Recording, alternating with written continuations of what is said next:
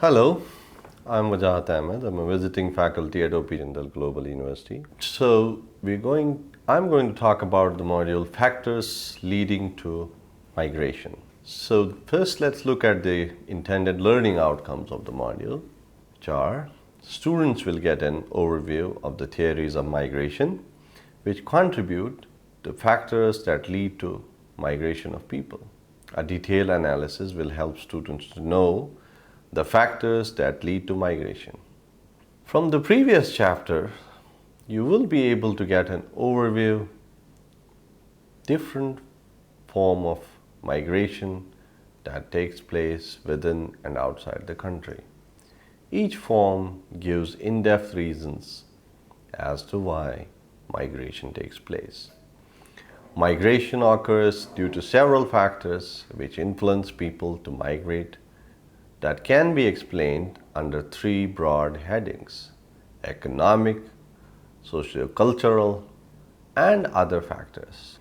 The primary motivating factors, both in rural and urban, within and outside the country, is the economic reasons. In developing countries like India, issues like unemployment, underemployment, low agricultural income, etc. are some of the basic factors pushing the migrants towards developed areas for better opportunities. Poverty plays an important role in pressurizing people to move out from the traditional place of work to progressive areas, mostly ending up getting into unskilled work which are unsuited. With globalization taking the center stage, opportunities have also increased, but exploitation is also higher. Migrant people are misguided with false hopes and expectations before they are pulled in for work, in which case poor, marginalized migrant groups are the victims who face challenges ahead. The Second National Commission of Labour, which submitted its report to the Government of India, pointed out the challenges faced by the workers working in the plantation industry, that the workforce engaged in the industry is also deeply concerned about the impact of globalization and mechanization on the industry. They are concerned about the possibility of loss of employment and the means available for migration to other avenues of employment.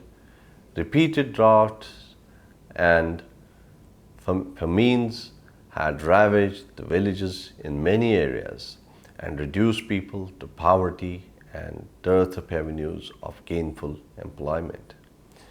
It resulted in the migration of population from their traditional homes.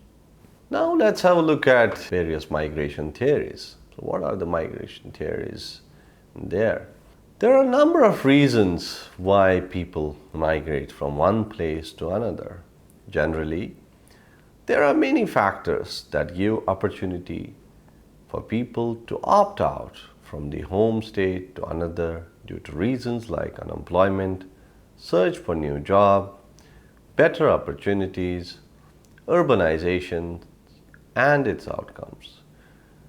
Globalization that attracts workers from other countries to come over, etc. It's good to begin to understand the factors through theoretical frameworks, which has been accepted by many. There are a number of theories to explain the reasons for migration. We will look at some important theories in order to get an overview. Critical analysis of the factors that lead to migration. From the above theoretical framework, we came across different modules which pointed out a number of reasons that lead to migration. However, it's important to discuss specific factors that lead to migration in detail. The following points give an overview of each of the factors that contribute to migration at various levels. In 2013, the four most populous countries worldwide were China with a population of 1.41 billion, India with a population of 1.25 billion, the United States with a population of 320 million, and in Indonesia, the population of 250 million, and the total number of international migrants worldwide is 231.5 million, which itself can make a country on its own, ranking fifth in the world. More than 3.2% of the world's 7.2 billion people were international migrants in the year 2013, as compared to 2.9% of 154.2 million of the then world population of 5.3 billion in 1990. In India, as per census 2001, about 307 million people have been reported as migrants by place of birth. Out of them, about 259 million, 84.2% of them migrated from one part of the state to another. That's from one village or town to another village or town. 42 million, that is 2%, from outside the country. Out of these migrants, by last residents, 268 million, which is 85%, have been intra-state migrants. Those who migrated from one state to another, 41 million, were interstate migrants, and 5.1 million, which is 1.6%, migrated from outside the country. Below table gives a glimpse of the reasons for migration in India from the 2001 census data, which has listed a number of indicators. From the table, we can understand that marriage being a common factor, reason of work and employment is comparatively higher. Sociopolitical factors. Sociopolitical factors can include ethnic, religious, racial, and cultural persecution on a particular group or community, which forces them to move out for safety. Warfare and internal disturbances are also a major push factor. There are a number of examples wherein citizens moved as asylum seekers outside of their borders. For example, Sri Lankan Tamils moved to India during the Sri Lankan Civil War, and most of them settled in camps in Tamil Nadu for a number of years now. The politicization of religious and ethnic identities, which also includes racism and racial discrimination, has caused significant levels of conflict within states, and victims of such violence have been moved out. For example, in India, two instances can be the best examples. The 2008 Kandhamal violence and 2013 Muzaffarnagar riots in Uttar Pradesh, considered as worst violence in recent history, wherein 100,000 members in the riot affected regions were moved out in both cases as internally displaced persons. Often, governments lack the ability to respond to social instability. The future level of migration on this may be more depending upon the longevity and severity of such conflict that could arise. Individuals migrating due to social or political conditions are humanitarian migrants and will all have an impact upon the living conditions and protecting the rights of the migrants. Now let's look at the economic factors.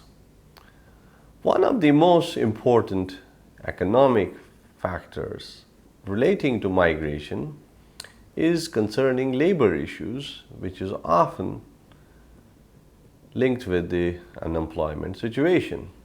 If economic conditions are not favorable and appear to be at risk, probably leaves individuals to migrate to better place for economic development and survival. Often we can see people moving from rural to urban areas while remaining within the confines of their state borders. We can also see immigrants from developing and underdeveloped countries have moved abroad for merger wages in order to take care of their families. Government of India in its report in 2013 stated 40% of migration takes place between developing countries. Below table gives us an overview of the immigrants from India moving out for labor, whereas people are moving into the Arab countries over the years. Economic migrants are drawn towards international migration because of the prospect of higher wages, better employment opportunities, and often a desire to escape the domestic, social, and political situation of the home country. These migrants are most likely to come from middle-income countries where the population is becoming increasingly well-educated. There's also increase in highly skilled individuals from developing countries migrating to developed countries. Generally, economic forces motivate individuals to move to other states and countries where employment prospects are better before returning to their country of origin. Furthermore, issues relating to brain drain and problems of exploitation still remain a concern. Now let's look at the ecological factors behind migration. Climate disruption exacerbates other forces. The issue of climate change is arguably the most serious. Since the recent past, people face enormous problems due to failure in agriculture, are forced to find alternative forms of employment as the land is no longer capable of producing or sustaining goods. The impact of climate change is most likely to become more apparent in the coming years.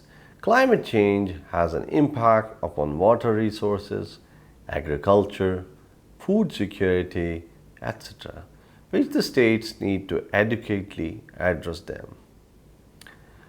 People who are severely affected by the changing ecological conditions choose to migrate from their home state in search of more favorable environmental conditions within and outside the country. Now let's look at globalization and regional disparities, which are responsible for migration. Due to uneven development within a country through regional disparities and challenges faced by the developing and the underdeveloped countries has exerted significant pressure on people, pushing them to move out. Most of them have already been discussed in point B, the issue of brain drain with relatively skilled workers migrating to developed economies in order to get better opportunities and higher wages which they cannot get at the home state. On the other hand, low-skilled or even unskilled workers are also moving to other states due to economic compulsions, and they are attracted to job opportunities from the developed countries. Even though there has been a number of human rights violations. Both developed and developing countries have started multinational projects, infrastructure developments, etc., push people to move out of their hometowns for the sake of development, and these people are moved to places where they need to find new jobs for survival, and they are commonly known as internally displaced persons. Let's summarize now. We learned from the module that there is a paramount increase in the levels of intolerance, economic disparities within and outside the country, as well as associated impacts such as discrimination, regional disparity, etc., have become key factors that drive people to move from one place to another. The module has looked at the major factors that influence migrant movements, which are similar in most parts of the world. It must be noted that migration can never be eliminated or even fully controlled. In fact, with rising globalization or deepening globalization, migratory patterns are increasing day by day. Thank you very much.